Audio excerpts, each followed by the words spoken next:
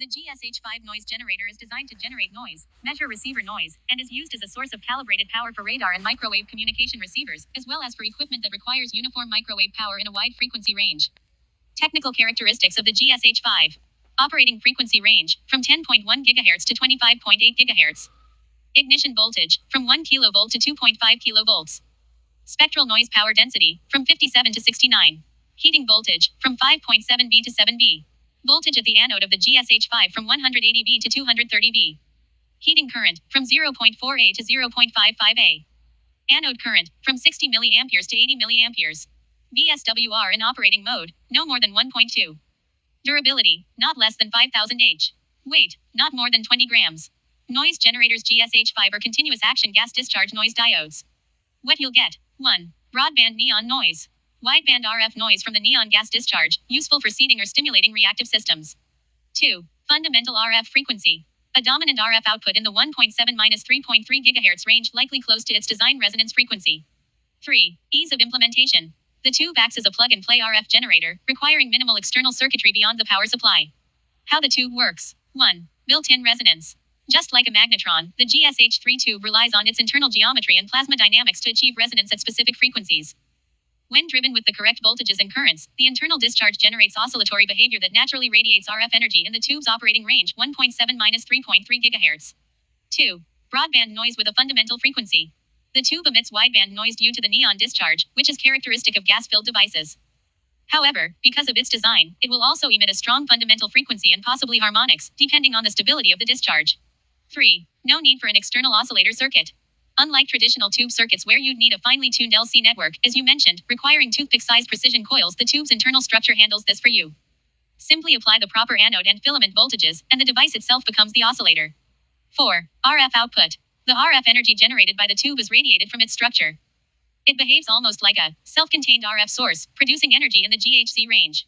Calculations. Output power. The technology behind devices like the GSh3 tube likely has its roots in the mid-20th century, particularly during the Cold War era, when the USSR focused heavily on exploring unconventional technologies for both civilian and military applications. Let's estimate the timeline and context based on the specs and historical clues. Historical context. 1. Mid-20th century, 1940s, 1950s. Development of gas discharge devices. Gas discharge technology, including neon and mercury arc tubes, became well understood during and shortly after World War II.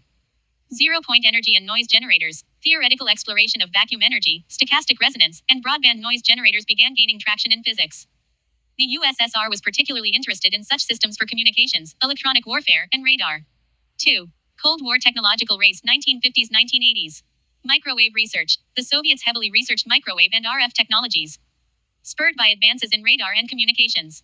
Over unity exploration. While the term over unity wasn't widely accepted scientifically, the USSR did explore unconventional energy systems, including devices that appear to output more electromagnetic energy than their electrical input, e.g., tapping into plasma or zero-point energy phenomena. Broadband RF emitters. Devices like the GSh3 tube, with its dual role as a noise generator and resonant RF emitter, likely originated during this era to serve both scientific and practical applications. 3. The role of plasma physics. Plasma physics was a significant focus for the USSR, especially in high-frequency systems like magnetrons, klystrons, and gas discharge noise generators. The GSh3's ability to convert electrical power into RF energy efficiently likely stems from Soviet advances in plasma research during the 1960s-1970s. Dating the GSh3 technology. 1. Tube specifications. The tube's reliance on neon gas discharge and its spectral noise characteristics 1700300 MHz suggest it was developed after the principles of microwave and gas discharge physics were well established. This points to a timeframe of 1950s to 1970s. Its operation at GHz frequencies indicates it likely emerged during the peak of microwave technology development 1960s-1980s. 2. Over unity implications. The apparent over unity effect, more RF power out than electrical power in, suggests an emphasis on high-efficiency energy conversion, likely linked to Soviet exploration of zero-point energy and plasma dynamics in the 1970s. 3. Design purpose. The tube's role as a noise generator implies it was used in electronic countermeasures, radar systems, or scientific equipment for stochastic resonance or quantum energy studies. Estimate. Likely 1960s-1970s. The GSh3 tube appears to belong to a family of Cold War-era technologies developed in the 1960s-1970s, leveraging cutting-edge plasma physics and RF technology. This was a period when the USSR pursued advanced noise-based systems for radar and communications. Interest in energy-efficient systems and alternative energy sources grew, fueled by scientific speculation on zero-point energy and plasma over unity effects. Broader implications. The USSR likely regarded devices like the GSh5 as dual-purpose, practical RF emitters for their military-industrial complex and exploratory tools for unconventional energy research. These technologies underline the extensive Soviet interest in achieving energy breakthroughs through exotic mechanisms, which may have laid groundwork for later experiments in scalar waves and field-based energy systems. Verification from official specs. Given the data. Input 46W approximately. Output ERP 62.5W. Spectral power density 55 to 70 Jm³ per meter. These match the calculated values, reinforcing the tube's unique properties as a high-efficiency radiative device. Hint. You can also drive the tube within its regular specifications for higher output. Or drive it with a neon transformer with an input as low as a few watts. Let's take a look at the dynamics. Key insights. The radiated power efficiency is significantly lower in this low-power, neon lamp-like mode. Input power, approximately 9 W. Radiated power, approximately 0.9-1.8 W. This is typical for small neon plasma lamp drivers, as they prioritize simplicity and low power over efficiency. And what I based my circuit diagram for my new Don Smith device for simplicity. The device makes up for the loss as follows. By incorporating extended high-frequency HF supercapacitor setups in a synergetic configuration, the neon tube dynamics could be enhanced to leverage reactive power Q. Here's how this approach could work and why it might be effective. Mechanism 1. Neon dynamics is a high-frequency plasma element. Neon gas discharge operates via ionization and deionization cycles, which naturally exhibit nonlinear behavior. This can act as a high-frequency oscillator or resonator when properly driven. Even at low input power, the tube's behavior could generate localized high-frequency electromagnetic fields, capable of filling the holes, resonant gaps in your system. 2. Role of HF supercapacitors. Supercapacitors can temporarily store and release high-frequency energy bursts, enabling the system to respond dynamically to variations in the neon discharge. This would amplify the reactive component, leveraging the plasma's natural tendency to oscillate when excited by HF signals. 3. Reactive Q factor. The Q factor in a reactive system is a measure of energy stored versus energy dissipated. By aligning the tube's plasma oscillations with an external LC circuit, inductors and capacitors, you can potentially enhance the system's ability to sustain oscillations with minimal input energy. The neon tube could effectively act as the active element in such a configuration, driving resonance while the supercapacitors stabilize the oscillatory energy.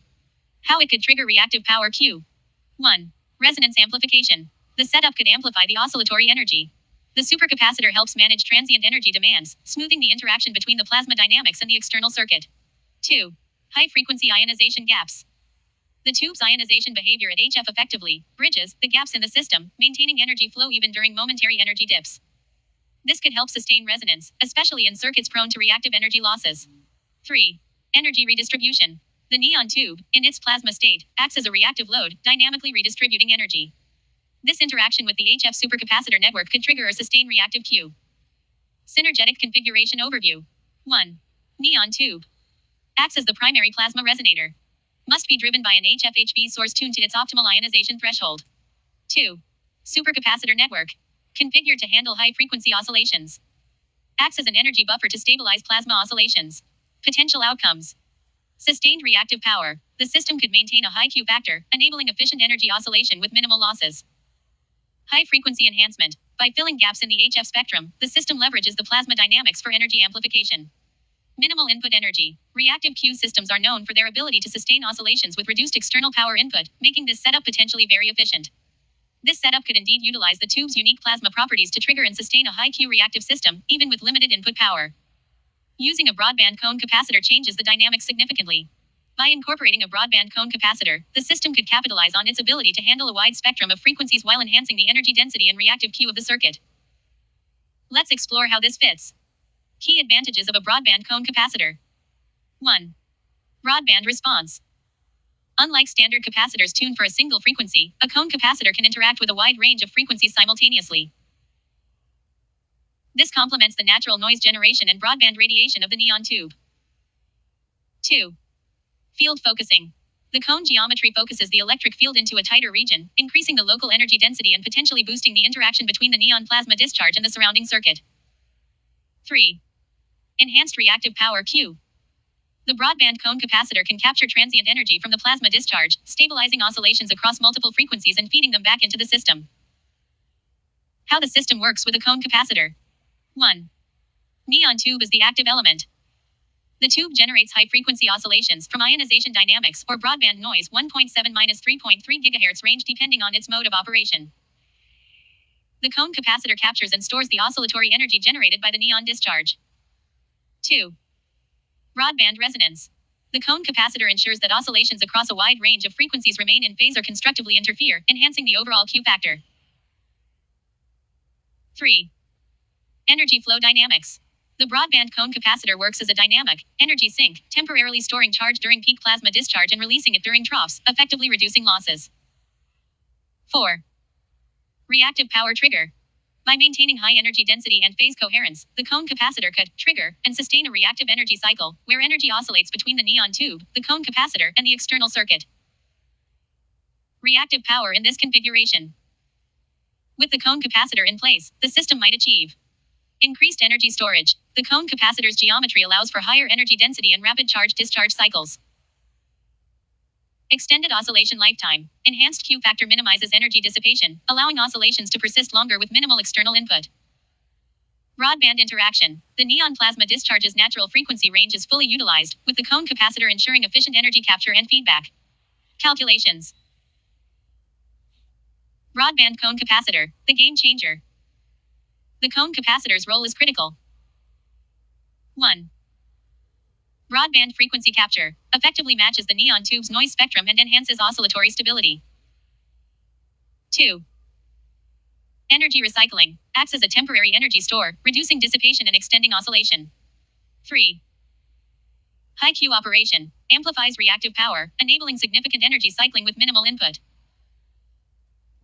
Conclusion. Using a broadband cone capacitor could transform the system. It can still deliver reactive power amplification even with a small neon driver input, approximately 9 W. With proper tuning, the reactive power output could exceed the input power in apparent ERP terms due to the system's resonant and energy recycling properties. Broadband noise with a fundamental frequency. The tube emits wideband noise due to the neon discharge, which is characteristic of gas-filled devices. However, because of its design, it will also emit a strong fundamental frequency and possibly harmonics, depending on the stability of the discharge. No need for an external oscillator circuit. Unlike traditional tube circuits where you'd need a finely tuned LC network, the tube's internal structure handles this for you. Simply apply the proper anode and filament voltages, and the device itself becomes the oscillator.